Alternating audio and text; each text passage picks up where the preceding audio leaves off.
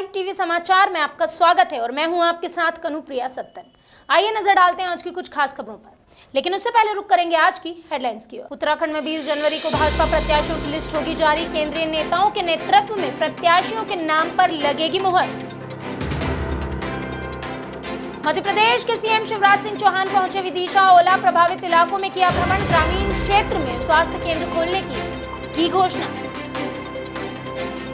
और बांदा में 2 दिवसीय अंतरराज्यीय वॉलीबॉल का हुआ आयोजन। पुरुष और महिला टीमों ने दिखाया बेहतरीन प्रदर्शन। गांव में दिया जा रहा है खेल को बढ़ावा। अब खबरें विस्तार से। जौनपुर के शाहगंज तहसील परिसर में स्वच्छ भारत मिशन की धज्जियां उड़ रही है। हम कह सकते हैं कि प्रधानमंत्री मोदी के सपनों पर पानी फेरा जा रहा है। तहसील के उप जिलाधिकारी नीतीश कुमार सिंह स्वच्छता की व्यवस्था के मामले में उदासीन है। तहसीलदार न्यायिक कार्यालय पर गंदगी का अंबार लगा हुआ है, लेकिन तहसील प्रशासन इस ओर ध्यान नहीं दे रहा। स्वच्छ भारत मिशन को एसडीएम तार कर रहे हैं। ऐसे में अब सोचने वाली बात तो यह है कि जब तहसील मुख्यालय का हाल ऐसा है तो ग्रामीण क्षेत्रों की दशा कैसी होगी, या यूं कहें कि ग्रामीण क्षेत्रों की दुर्दशा कैसी होगी। शाहगंज से राम नरेश प्रजापति की रिपोर्ट। मुख्यमंत्री योगी आदित्यनाथ सड़कों की गड्ढा मुक्ति के चाहे लाख दावे कर लेकिन जौनपुर में गांधी स्मारक इंटर कॉलेज समूदपुर से सरपतहा तक का जो रास्ता है, शासन प्रशासन के दावों की वो खुद ही पोल खोल देता है। एक तरफ डीएम मनीष कुमार वर्मा कहते हैं कि सड़क का निर्माण कार्य प्रगति पर है, लेकिन दूसरी तरफ सुदूर ग्रामीण अंचल में सड़कों के गड्ढे ये दावे खोखले साबित कर रहे हैं। ऐसे में राहगीर त्रस्त नजर आ रहे हैं तो वहीं शासन प्रशासन मस्त। सरपथा से राम नरेश प्रजापति की रिपोर्ट। अरावली जिले के मेघराज में पतंग काटने को लेकर विवाद हुआ। यह विवाद इतना बढ़ गया कि जानलेवा हमला भी हो गया। बताया जा रहा है कि निकुल सोलंकी नाम के एक व्यक्ति पर जानलेवा हमला किया गया, जिस पर उसे मोडासा पब्लिक अस्पताल ले जाया गया। वहीं पीड़ित के परिवार पर भी हमला हुआ। ऐसे में अब मेघराज पुलिस ने 4 नामजद और 10 अज्ञात लोगों के खिलाफ प्रकरण दर्ज किया है। फिलहाल पुलिस इस मामले की जांच पड़ताल कर रही है। अरावली से जगदीश सोलंकी की रिपोर्ट। હું અને મારો ભાઈ આજે અમારા ઘરે ઘરની બાજુમાં ખાલી જગ્યામાં અમે બંને પતંગ ચકાવતા હતા। તેથી પતંગ ચકાવતી વખતે અમે સામાવાળાઓના પતંગને કાપી અને અમે ઉમંગથી બૂમો પાડી, પછી તેથી તે લોકો સામેવાળા લોકો ઉશ્કેરાઈ ગયા અને 10-12 જણા અમારા ઘર ઉપર હુમલો કરવા આવી ગયા। તેઓ લોકો પાસે ધારદાર હથિયારો હતા તેમજ લાકડીઓ હતી। તેથી દોડીને અમારા ઘરમાં ઘૂસી ગયા। મને માથાના ભાગમાં ધાર્યું મારી દીધું ધારદાર। એ ધાર્યું મારનારનું નામ છે આપણે પાપુ ઉર્ફે પાપુ નામ છે ને એનું અસલ નામ ધ્રુવીલભાઈ છે।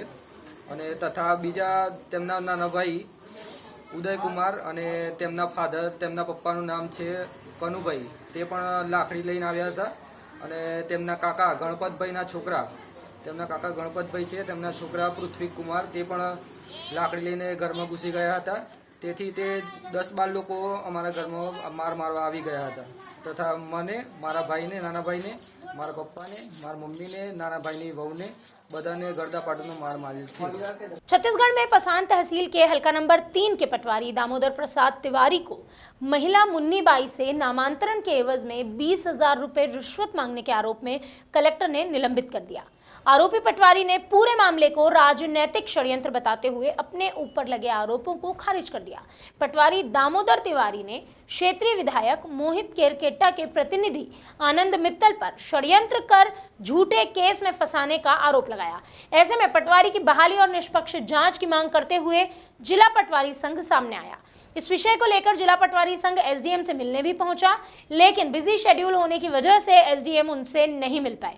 इन सभी के बीच घटना के समय दफ्तर में मौजूद प्रत्यक्षदर्शी पसान के उप सरपंच लाल सिंह पोर्ते और कांग्रेस नेत्री सरोज अग्रवाल ने भी पटवारी का बचाव किया और मीडिया को बताया कि पैसों की मांग जैसी कोई घटना नहीं हुई, बल्कि विधायक प्रतिनिधि ने पटवारी को धमकाया है। Bureau report. जी उस दिन 10 तारीख था, समय 4 बजे था। मैं पंचायत के कार्य से पटवारी कार्यालय में उपस्थित रहा और वहां जाने के बाद आनंद मित्तल का ऊंचा स्वर में आवाज़ आ रहा था। एक मुन्नी बाई को लेके आया था, है ना। तो जो 20,000 रुपये का आनंद मित्तल के द्वारा जिक्र किया गया है, रिश्वत लेने का आरोप लगाया है वो झूठा है। हमारे सामने किसी प्रकार का पैसे का कोई बात नहीं हुई पटवारी साहब से। मतलब आप प्रत्यक्षदर्शी हैं कि जी, वहाँ पे आनंद मित्तल बिल्कुल। द्वारा धमकी दिया गया? जी, वो अपने विधायक प्रतिनिधि का हौसला बुलंद करने के लिए ना दबाव दे रहा था। क्या बोल क्या रहा था आनंद मित्तल? वो यही बोल रहा था कि मैं तुमको देख लूँगा, तुरंत ट्रांसफ़र करा दूँगा, ये करा दूँगा, ऐसे करके कई प्रकार के मतलब शब्द उपयोग करके अपना क्या बोलते हैं प्रतिनिधि, विधायक प्रतिनिधि का है ना धमकी दे रहा था, तेरे को ट्रांसफ़र करा दूँगा, नहीं रहने दूँगा, ऐसे करके धमकी दिया गया है। वहाँ पे यही देखने को मिला कि वहाँ पे सरासर गलत है, क्योंकि मुन्नी बाई की तो कोई ज़मीन ही नहीं है वहाँ पे। एक्चुअली ज़मीन तो किसी और की थी और वो अपने नाम में चढ़वाना चाह रही है। इनके ना करने से ये बोले कि जांच भी करे बिना मैं नहीं करूँगा, तो उसी में आनंद मित्तल मतलब इनके ऊपर हावी हो गया, उल्टा सीधा बोलने लग गया। और मैं वहाँ की जनप्रतिनिधि भी हूँ कांग्रेस पार्टी से, मेरा नाम सरोज अग्रवाल है। और वो खुद वो शासकीय ज़मीन को अपने कब्जे में कर के रखा है और ऊपर से एनी टाइम धमकी देता है मैं पॉलिटिक्स में हूँ। तो ऐसा नहीं होना चाहिए, इनके साथ गलत हुआ है। आपके अनुसार से आनंद मित्तल है कौन और ऐसा क्यों करना चाह रहा है? वो पार्टी बदल इंसान है, कभी बीजेपी में रहता है, कभी कांग्रेस में रहता है, कभी अन्य पार्टी में रहता है, उसकी कोई अस्तित्व तो है ही नहीं। वो पार्टी जैसे सरकार बनती है उसी के साथ में वो शामिल हो जाता है। और हम लोग कांग्रेस पार्टी से 15 साल से जुड़े हुए हैं, जो कि हम लोग अपनी पार्टी का अस्तित्व रखे हैं और चल भी रहे हैं उसी के साथ में। और वो एनी टाइम वो बहुत गंदा ही इंसान है, क्योंकि जिसके पीछे पड़ता है तो वो पड़ता ही जाता है। क्या राजनीतिक रोटी सेकी जा रही है इसमें? जी, वो पॉलिटिक्स का ही दबाव डाल के मतलब हर अधिकारी के ऊपर प्रेशर डालता है कि मैं जनप्रतिनिधि हूँ, मैं विधायक प्रतिनिधि हूँ, तो मतलब मैं कुछ जो कहूँगा वही करेंगे अधिकारी लोग। तो ये सब सरासर गलत है अधिकारियों के ऊपर। कांग्रेस के क्षेत्रीय विधायक हैं, आप कांग्रेस नेत्री, आपने जाके इस मुद्दे को नहीं रखा? मैं विधायक जी के सामने बोली थी तो विधायक जी बोले पटवारी साहब मेरे से बात क्यों नहीं की है, करना चाहिए। तो मैं बोली एक्चुअली उनको तो मौका ही नहीं मिला, वो कहाँ से बात करेंगे। घटना की वास्तविकता ये है कि जो सोशल मीडिया में समाचार प्रसारित हुआ कि नामांतरण के नाम से पटवारी द्वारा 20,000 रुपये की मांग की गई, ये पूरी तरह निराधार एवं झूठ है। क्योंकि हमारे नामांतरण आईडी में विगत 3 वर्षों से मुन्नी बाई पिता चतुर सिंह पति लल्ला राम नाम का कोई भी खरीदी बिक्री बंटवारा या नामांतरण नहीं है। क्योंकि नामांतरण ऑनलाइन दर्ज होता है, जो तहसीलदार साहब के आईडी पटवारी आईडी में दिखाई देता है। इस साक्ष्य को बिना जांच किए पटवारी को के ऊपर एक तरफा कार्रवाई करते हुए उसको निलंबन आदेश निकाल दिया गया, जो कि सर्वथा गलत है। इस मुद्दे पर जो आरोप लगाया गया था महिला द्वारा, उस महिला से कोई साक्ष्य नहीं लिए गए कि कब नामांतरण आपका लंबित है या पटवारी ने कब आपका नामांतरण को रोक के रखा है और उसके लिए पैसा का मांग किया गया। क्योंकि ये पूरी तरह पारदर्शिता है। नामांतरण जो होती है इसको हमारे अधिकारी द्वारा किसी भी तरह का जांच नहीं किया गया और अपने ही कर्मचारी के ऊपर राजनीतिक दबाव के चलते कार्रवाई की गई। इसके विरोध में हम आज उपस्थित हुए हैं। आपने शिकायत की है कि ये षड्यंत्र किया गया है, क्या है? हाँ, इसमें जो महिला आई थी उसका एक आदिवासी जो खातेदार है उसके ज़मीन में उन लोग मकान बना रहे हैं और उस ज़मीन में बड़े बड़े जो साल के वृक्ष हैं उसको काट दिया गया है मुन्नी बाई के द्वारा। ऐसा काट दिया गया है जिसका रिपोर्ट मैंने प्रस्तुत किया है। उसी के संबंध में आनंद मित्तल नाम का एक व्यक्ति आया जो अपने आप को क्षेत्रीय विधायक का प्रतिनिधि बताया राजस्व विभाग का। इसका भी जांच आवश्यक है कि राजस्व विभाग का अलग से प्रतिनिधि या कहीं पर संविधान में लिखा हो, इसका भी पता करना की आवश्यकता था हमारे अधिकारियों द्वारा। और उन्होंने कार्यालय में हंगामा करने लगा कि मेरे पूछे बगैर इस प्रकार का रिपोर्ट कैसे आपने बनाया, आपको मैं यहाँ से निलंबित करवा दूंगा। और उनका जो कथन था वो आज साबित हो गया कि एक विधायक प्रतिनिधि का सरकारी कर्मचारियों ऊपर कितना आतंक फैलाया जा रहा है और उनको खुश करने के लिए एक छोटे कर्मचारी को बिना जांच पड़ताल के तुरंत निलंबित। उत्तराखंड में प्रत्याशियों के नामांकन की तारीख 21 से 28 जनवरी के बीच निश्चित की गई, लेकिन अब तक भारतीय जनता पार्टी ने अपने प्रत्याशियों की कोई घोषणा नहीं की। इस बारे में भाजपा के प्रदेश अध्यक्ष मदन कौशिक से सवाल किया गया तो उन्होंने बताया कि राय शुमारी के बाद 20 जनवरी को भाजपा अपनी पहली लिस्ट जारी करेगी। उन्होंने बताया कि कोर कमेटी की मीटिंग के बाद जो टीम है वो दिल्ली रवाना होगी और राष्ट्रीय नेतृत्व से परिचर्चा कर उत्तराखंड में भाजपा के प्रत्याशियों के नामों की घोषणा करेगी। देहरादून से संजय वर्मा की रिपोर्ट। अध्यक्ष जी, टिकट को लेकर कब तक स्थिति साफ होने वाली है? एक सप्ताह में साफ हो जाएगी जी। अभी यहाँ पर कोर कमेटी की बैठक कब होने वाली है? कौन कौन लोग मौजूद रहेगा? किस तरीके के प्रस्ताव जाएंगे और कब केंद्रीय पार्लियामेंट्री बोर्ड की बैठक होगी? कोर कमेटी की बैठक होगी, बाद में चुनाव समिति की बैठक भी कल होगी। उसके बाद हम लोग परसों दिल्ली जाएंगे। दिल्ली के हम लोगों को केंद्रीय तत्वों के साथ बैठना है, तो एक केंद्रीय पार्लियामेंट्री बोर्ड की बैठक होगी। उसके बाद जैसे भी समय मिलेगा उसके बाद स्थिति क्लियर हो जाएगी। सर, कई मंत्री अपनी सीट छोड़ने के लिए दूसरी सीट का भी प्रस्ताव दिया है। हरक सिंह रावत की अगर बात करें, 3-4 सीट का ऑप्शन दिया है। किस तरीके से देखते हैं, क्योंकि जिस सीट पे उन्होंने ऑप्शन दिया है उनमें या तो मौजूदा विधायक हैं या फिर पूर्व विधायक हैं, उन लोगों ने भी मोर्चा खोला हुआ है। हाल ही में लखनऊ में भारतीय जनता पार्टी अनुषांगिक संगठन के राष्ट्रीय महासचिव पाठक ने एक बैठक को संबोधित किया। अपने संबोधन में उन्होंने कहा कि बूथ का एक एक कार्यकर्ता हमारे लिए महत्वपूर्ण है। पाठक ने कहा कि पार्टी के कार्यकर्ता हर व्यक्ति तक पहुंचकर जन जागरूकता अभियान और वर्चुअल बैठक के माध्यम से लोगों को जागरूक करेंगे और 100% मतदान के लिए आग्रह भी करेंगे। इस दौरान प्रदेश के महामंत्री मनीष मिश्र ने बताया कि पार्टी ने तैयारियां कर ली है। प्रदेश कार्यालय में 24 सदस्यों की टीम तैयार की गई है जो 94 यानी कि 94 जनपदों के कार्यकर्ताओं से निरंतर संपर्क में रहेगी। वहीं संगठन के प्रदेश अध्यक्ष अशोक कुमार सिंह ने बताया कि 100% मतदान अवश्य पूर्ण होगा। इस अवसर पर पार्टी के नेता और कार्यकर्ता मौजूद थे। CSC सेक्टर वाले को उस किसान के हक में भेजा गया। DM साहब के यहाँ से एक प्रतिनिधि भी गया, तो उसने कहा साहब कुछ मामला नहीं है, यहाँ दूसरा वाला जो खेत है वहाँ की गोभी जा रही है, पिछले मंडी में जा रही है, यहाँ कोई मामला नहीं है, ये जो खेत है ये थोड़ा गड़बड़ गोभी थी, इसको साफ कर रहा था।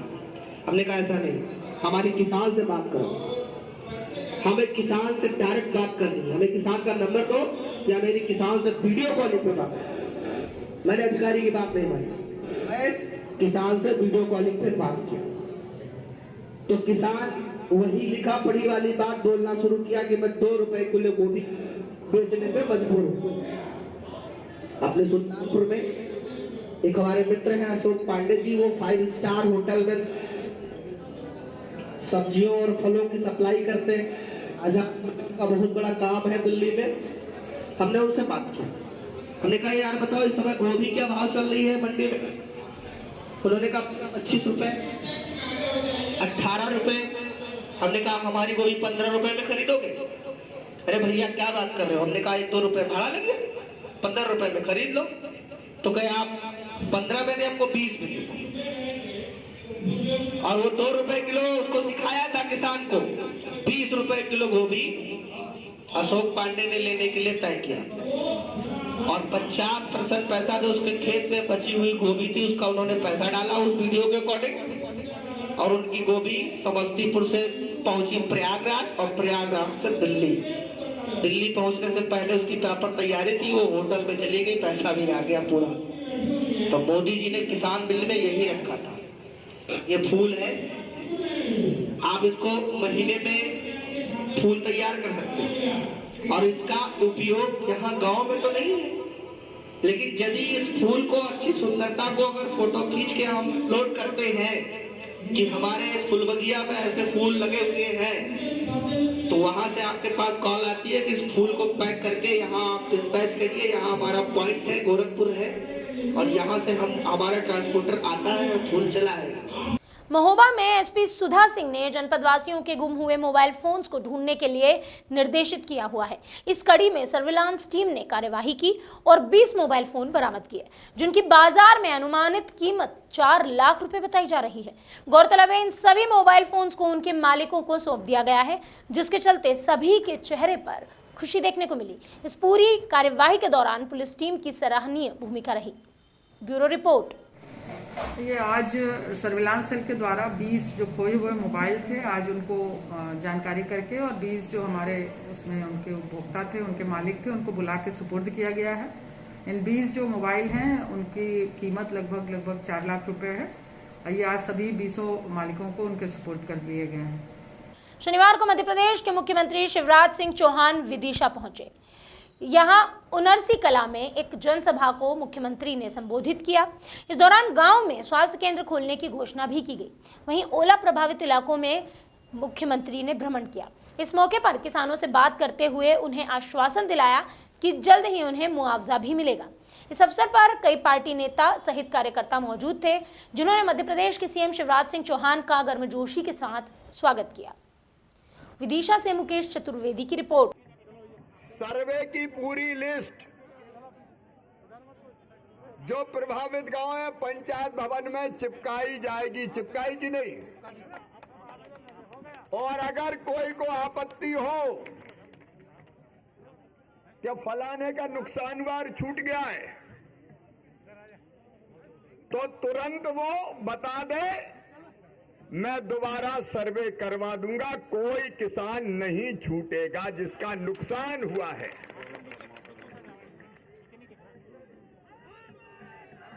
और इसलिए मेरी माताओं बहनों, आंखों में आंसू लाने की जरूरत नहीं है।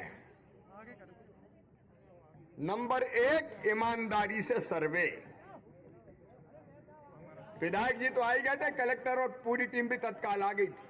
उसी दिन खेत गए और देखो नुकसान हुआ है,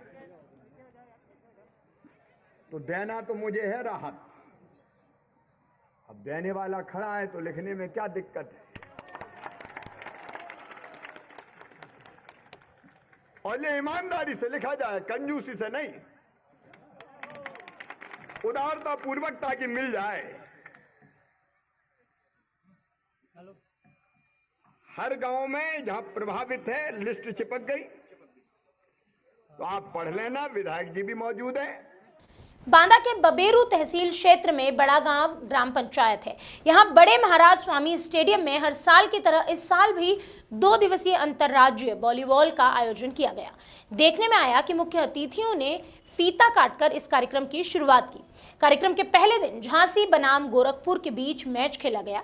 इस मैच में झांसी ने शानदार प्रदर्शन कर जीत हासिल की है। वहीं दूसरा मैच महिला खिलाड़ियों की टीम बांदा बनाम हमीरपुर के बीच हुआ। इस मौके पर कई प्रबुद्धजन मौजूद रहे। बांदा से नत्थु प्रसाद पटेल की रिपोर्ट। किस प्रकार का जो है आयोजन किया गया था, कहाँ का उद्घाटन है, क्या है मामला? बड़ा गांव में हमारे बड़ी विधानसभा के इस गांव में हर साल की भार में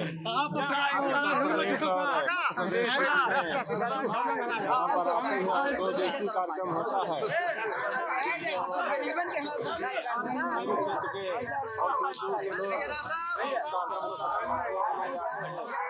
और इस साल और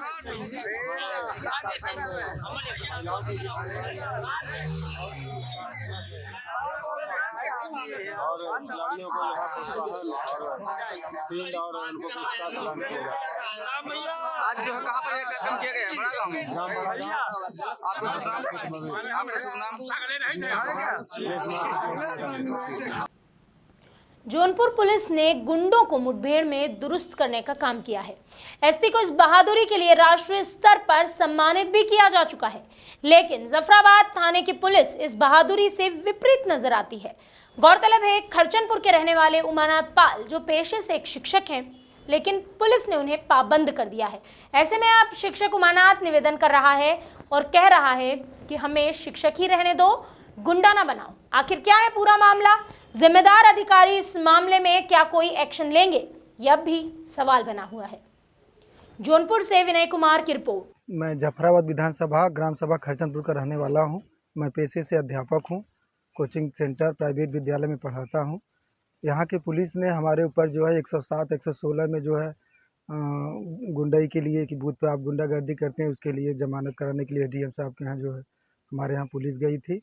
और मैं उच्च अधिकारियों से ये कहना चाहूँगा कि अगर हम लोग जो है संविधान की रक्षा करने के लिए और सारी व्यवस्था को बनाए रखने के लिए प्रयास करते हैं, अभी तक हमारे ऊपर एक भी मुकदमा नहीं हुआ, तो पुलिस बिना जाने समझे किसी को मतलब इस तरह से गुंडागर्दी में क्यों फंसा रही है, ये बदले की भावना से कार्रवाई हो रही है या मतलब बिना जाने ही कर रही है। हम चाहते हैं कि इसमें न्याय हो।